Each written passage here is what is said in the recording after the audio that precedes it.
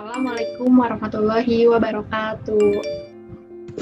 Waalaikumsalam warahmatullahi wabarakatuh. Bagaimana kabarnya anak-anak? Alhamdulillah luar biasa. Allahu Akbar. Ya, alhamdulillah kalau pada sehat semua. Karena sekarang lagi masa pandemi, jangan lupa kalian untuk selalu cuci tangan dan memakai masker kalau keluar rumah. Oke? Nah, sebelum pembelajaran dimulai, coba ketua kelas untuk memimpin doa bersama. Silakan ketua kelas, Cici. Baik, teman-teman, sebelum kita belajar, alangkah lebih baiknya kita berdoa terlebih dahulu ya. Berdoa dimulai. Berdoa selesai. Amin. Nah, sekarang kita akan memulai pembelajaran. Ibu share screen dulu ya. Ya, Bu. Apakah sudah terlihat? Sudah, Bu. Nah, sekarang mari kita menyanyikan lagu wajib nasional dari Sabang sampai Merauke. Masih ingat kan lagunya? Masih, Bu. Masih, Bu.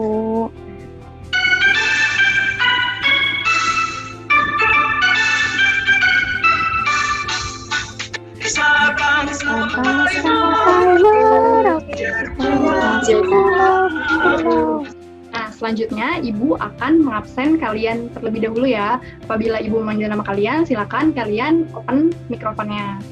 Oke, yang pertama Sri Wahyuni hadir.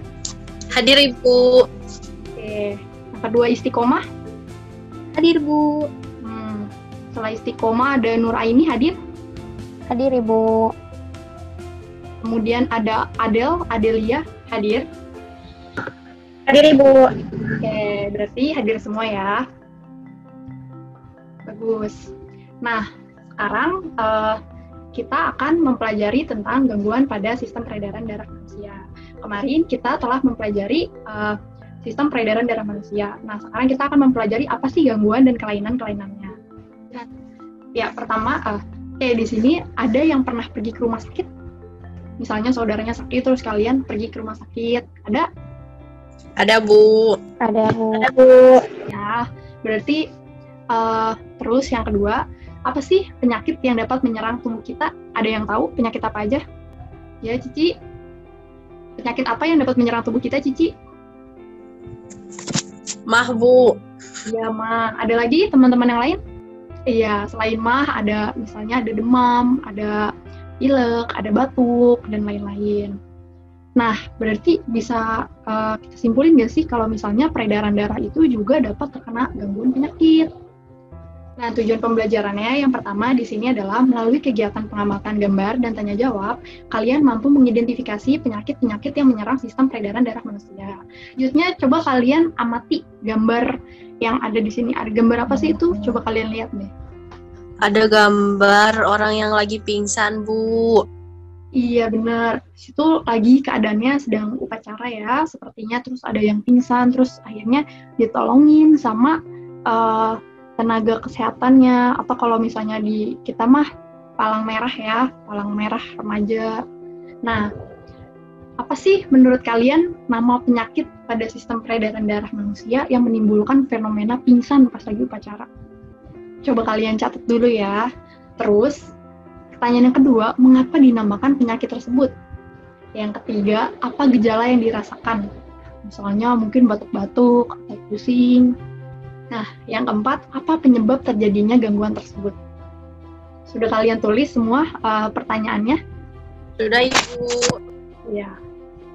Nah, sekarang coba kalian jawab dulu dengan hipotesis yang kalian bayangkan, apa penyakitnya, apa gejalanya, apa gejalanya, dan apa sih penyebabnya? Coba kalian jawab terlebih dahulu ya. Ibu beri waktu 5 menit. Nah, dari hipotesis yang sudah kalian kerjakan, yang sudah kalian jawab terlebih dahulu, mari kita simak tayangan video berikut ya. Tolong dilihat dengan saksama.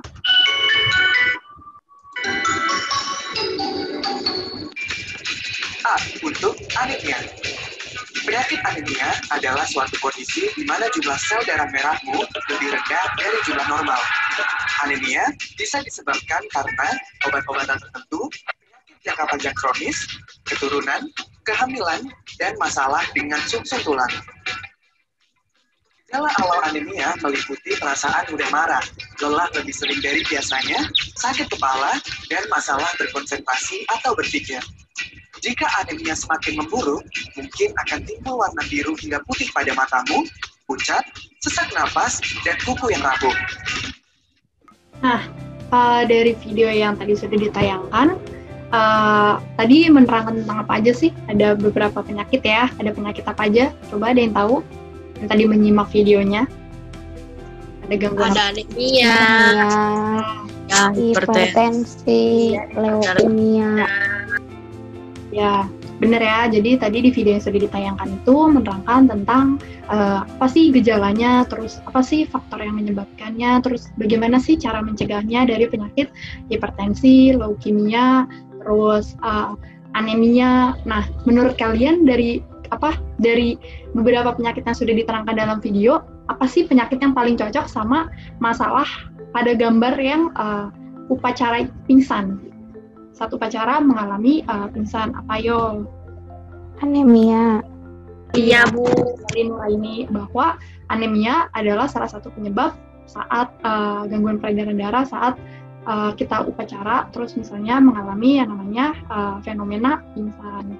Karena beberapa gejala anemia yaitu lemah, letih, dan lesu itu disebabkan oleh kekurangan glukosa pada darah. Jadi kalau misalnya dari kalian mengalami yang namanya pingsan atau mengalami pusing-pusing, lemah badannya saat upacara bendera, terus kayak misalnya mau pingsan, itu pasti disebabkan oleh kalian kurangnya glukosa. Biasanya kalian tidak sarapan. Biasanya banyak tuh kalau lagi upacara bendera tidak sarapan akhirnya pingsan.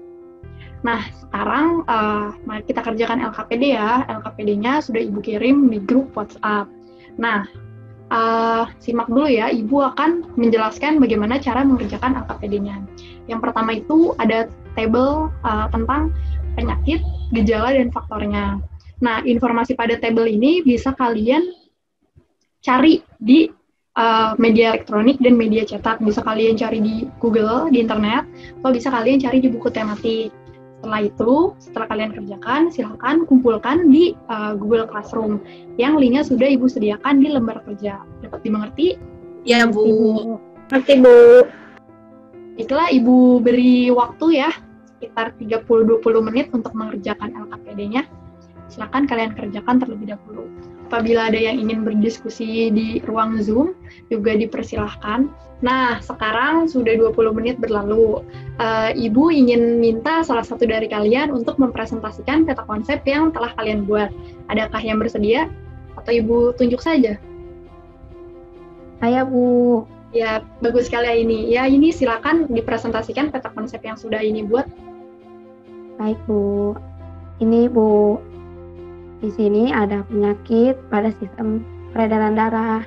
Nah, penyakitnya itu yang pertama untuk penyakit dan kelainan pada jantung. Nah, di sini ada angina, aritmia. Ya, bagus sekali ya ini. Tepuk tangan untuk Aini. Susah. Nah, sekarang dari teman-teman yang lain, apakah ada yang ingin memberi tanggapan terkait peta konsep yang Aini buat? Apakah sama dengan punya yang kalian buat? Saya, Bu. Ya, silakan Sri Wahyuni. Iya, Bu, peta konsepnya sama dengan apa yang sudah saya buat, Bu. Nah, dari peta konsep yang sudah dipaparkan oleh Aini tadi, sudah kurang lebih memuat tentang gangguannya ya, gangguannya apa saja, tetapi belum memuat faktor dan cara menjaga kesehatannya. Nah, sekarang Ibu akan menerangkan tentang gangguan pada peredaran darah manusia. Yang pertama faktornya. Faktornya itu ada dua. Ada faktor keturunan dan non-keturunan. Faktor keturunan itu contohnya kayak apa sih? Jadi misalnya ada anak yang mengalami gejala atau memiliki gangguan peredaran darah hemofilia atau leukemia. Berarti otomatis bisa kita pastikan orang tuanya atau kakek neneknya juga mengalami gangguan hemofilia atau leukemia. Jadi adalah faktor genetik ya. Nah, terus ada yang non-keturunan. Non-keturunan ini berarti bisa dialami oleh siapapun apabila ia tidak menjaga kesehatan organ peredaran darah. Contohnya misalnya, siapapun dari kalian bisa terkena yang namanya stroke atau serangan jantung dan lain-lain. Nah, coba kita amati gambarnya ya. Jadi tempat terjadinya gangguan pada peredaran darah manusia itu biasanya ada 3 organ besar yang terkena. Yang pertama itu ada otak, jantung, dan pembuluh darah. Di otak itu biasanya gampang terkena stroke. Habis itu ada jantung, serangan jantung, jantung koroner. Yang ketiga ada pembuluh darah. Nah, pembuluh darah itu biasanya ada hipertensi. Nah, di sini ada contoh gangguan pada organ peredaran darah manusia. Yang pertama ada hipertensi. Hipertensi adalah gejala di mana atau gangguan atau kelainan di mana tekanan darah meningkat akibat penyempitan pembuluh darah. Nah, hipertensi ini disebabkan apabila kalian terlalu banyak mengkonsumsi makanan yang mengandung garam atau yodium. Jadi di sini yang suka makan micin, yang suka makan ciki-ciki, hati-hati nanti pas tua kena hipertensi. Oke, jadi jangan sering jajan ciki ya. Terus yang kedua, Iya, Ibu. pinter cici. Nah, yang kedua ada stroke. Stroke itu terjadi karena adanya penyempitan pembuluh darah di otak. Kalian sering lihat nggak sih di film-film kalau misalnya ada orang tua atau siapapun yang divonis oleh dokter mengalami gejala stroke? Pasti akan ada kelumpuhan di salah satu bagian tubuhnya. Misalnya dia nggak bisa ngomong, atau tangannya nggak bisa bergerak. Itu namanya stroke. Yang ketiga ada hemofilia. Hemofilia adalah kelainan di mana darah sulit membeku saat terluka.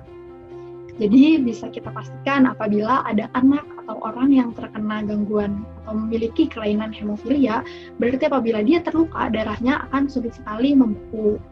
Nah, biasanya kalau misalnya dia terluka, diperlukan yang namanya penanganan khusus oleh orang-orang yang emang sudah terlatih atau segera dibawa ke rumah sakit.